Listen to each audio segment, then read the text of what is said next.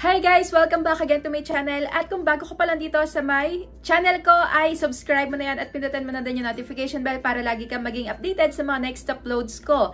So, bagong video, panibagong loan application na naman yung itatry natin para hindi na sumakit yung ulo nyo sa pagbabayad ng mataas na interest. Kung legit ba to or hindi. So, may nag-PM nga sa akin na reviewin ko daw itong loan application na to. Kaya eto na. Para sa'yo to. So, itong loan application nga na to ay maida-download sa My Play Store at meron namang 100,000 plus downloads na. Pwede daw mag-multiple loan. Mataas ang loan limit at simple lang din daw ang application process. Magkano yung pwedeng i-loan? 2,000 up to 50,000 pesos. Pwedeng bayaran ng 4 months up to 1 year. At no hidden fees. At transparent fees sila, ibig sabihin ipapakita nila kung saan mapupunta yung mga ikakaltas sa may ilo-loan mo. So bago ko sabihin kung ano itong loan application na to, ay papaalalahanan ko lang kayo na panoorin nyo muna yung video na to hanggang dulo para malaman nyo kung totoo ba lahat ng mga pinapakita nila sa may application nila or kung hindi naman. So ayun, huwag nyo muna itong i-download, patapusin nyo muna itong video na to para alam nyo din kung ano yung mga personal information na i-share nyo sa kanila. At take note kung nangaharas ba to at nagpo-post sa my social media accounts if ever na hindi mo agad mabayaran yung loan mo sa kanila. So ano nga ba itong loan application na to? Ito ay ang Credit Cash. Bago natin simulan is kung ngayong kang araw na kailangan ng mauutangan online na may 0% interest ay pwede kang mag-try ng mga loan application na nandyan sa may description box sa ibaba at sa may comment section. Mamili ka lang dyan sa mga links na yan. Pero wag mo kalimutang basahin mo na yung loan details bago ka mag-confirm ng loan mo. Syempre, hindi mawawala ang GCash giveaway worth of 1,000 pesos kada buwan yan. Kung paano makasali is kailangan lagi ka lang updated sa may mga ina-upload ko. At wag mo ko kalimutang i-PM sa may Facebook page ko para maisali kita agad. So, ayun, simulan na natin.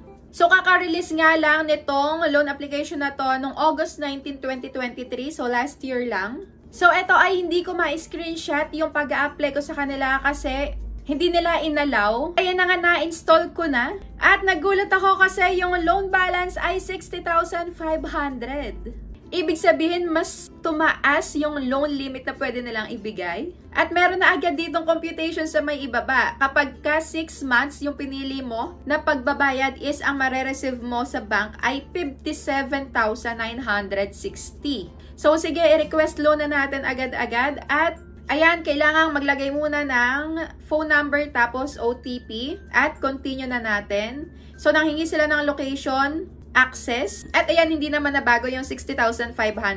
Yung iba kasi ay nagbabago agad pagkayaring mag-register. So, ito na yung bumungad sa akin. Permissions, declaration. So, kailangan daw nating i-accept lahat. At ito na yung una nilang hiningi na information. So, pasensya na ako medyo malabo kasi madilim talaga nung kinapture ko to. So, ayun, number of credit cards. Nangihingi sila ng bilang kung ilan yung credit card mo. Pero kung wala is 0 lang. Tapos, contact information. So, kailangan nila ng email mo. Next is work information. So, ayan, profession mo, monthly income, payroll, gender, marital status, yung purpose ng paglo-loan mo, education level, residential address, so complete address, number of credit cards. So, yung una nilang kailangan ay yung facial verification na agad. So, ayan, kailangan nating mag-take ng selfie. Kailangan ay wala daw harang yung mukha natin at magi-start na ako. So, pagkayari nun is pipicture na agad yung ID. So, kailangan hawak mo yung ID mo. At yung mga kailangan nila na ID ay PRC, SSS, passport, postal, UMID, PhilSys na ID, driver's license, teen, voters, pag-ibig, PhilHealth. So, pagkayaring mapicturean yung ID ay continue na agad. Next naman ay email. So, kailangan dito ng email. Lahat ng may asterisk nga pala na red is kailangan daw masagutan natin kasi hindi siya magne-next pagka hindi mo nasagutan yung iba. Next naman is work information, yung profession mo. Ayan, mamimili ka lang dyan. Monthly income, magkano yung sahod mo kada buwan. Payroll period, tuwing kailan ka sumasahod. Saka yung payroll date, kung kailan talaga. So, dito naman sa may ibaba is add more information to increase your quota. So, para mas mataas daw yung limit, sige, tingnan natin yung plus sign na to. Pero bago yon, eto muna yung pamimilian sa may purpose ng loan. Sige, papakita ko na din sa inyo. Ayan, business startup, business development, business trip, other business use, emergency, at marami pang iba. So, eto na nga yung add information para mas mataas daw yung ibigay sa'yo na credit limit. So, maglalagay ka lang dito ng other phone number. Tapos, ilagay mo lang yung company name nyo, company phone number, kung ilan na yung anak mo.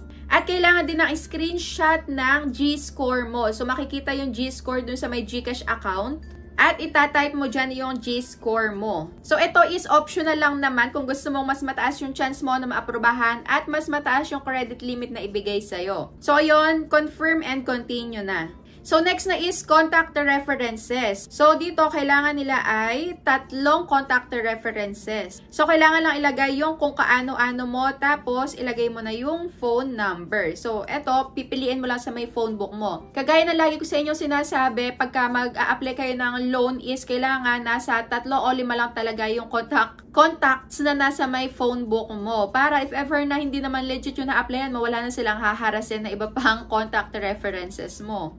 At next na is kung saan matatanggap yung ilo-loan. So, dito pwede ang GCash. So, yan, ilalagay mo lang yung number mo, tapos kung ano yung name mo sa GCash. So, dito kung mapapansin nyo, merong mga iba't ibang kulay na parang slider. So, yun yung credit score. Depende yon sa may mga ilalagay mo na information. So, dito may pamimilian na hindi lang GCash. So, pwede rin PayMaya, GrabPay, saka CoinsPA. Tapos, nagulat ako, meron pang nag-pop up na, eto, need money in a hurry. So, ayan, parang nag-offer sila ng part-time job. So, ayun. So, double purpose yung kanilang loan application. So, ayan, na-ex ko lang to. At eto na nga yung pinaka-exciting part. So, magkano kaya yung i-offer sa atin? At kung legit nga bang matagal ang loan terms. So, eto na nga.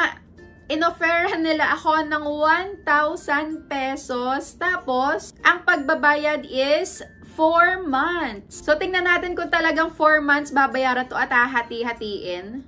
So, i-click ko na tong. So, ayun, fake news kasi dalawa yung schedule ko ng pagbabayad. Yung unang schedule ko is 7 days lang din. So, fake news talaga yung nando sa may application nila na 4 months up to 1 year. Tapos, take note, ang service fee na makakaltas ay 500 pesos. So, kalahati. So, hindi na loan itong binibigay nila sa mga tao. So, dito pa lang is nakakapagtaka na kung bakit nila ginawa tong loan application na to. Eh, hindi naman to makakatulong sa may mga taong nangangailangan. Kasi kalahati yung makakaltas. Well, walang interest, pero too much yung makakaltas. Tapos, ang babayaran is 980 na agad.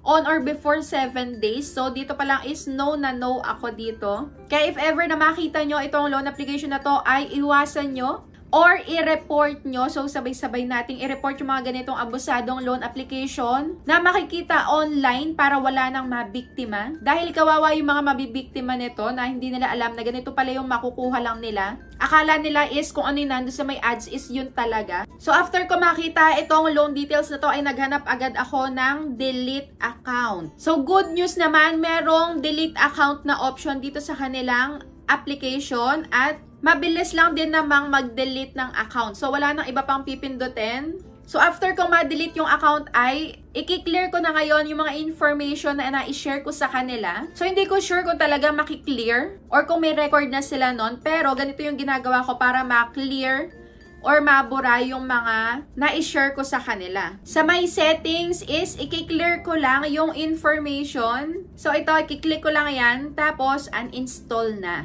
So, ayun lang. Ito nga palang credit cash na to ay may nabiktima din ito at ito yung na-applyan nga na loan app. Nung sa may previous video ko na tinutukoy ko na nag-message sa akin at binlock siya nung anak niya. So, dahil dito yung sa may loan application na to, na sobra siyang naharas. Kaya kung meron pa kayong loan application na abusado at gusto nyong itry ko para makita din ng iba at maging aware din ng iba, yes, i-comment nyo yan sa may comment section para masubukan ko.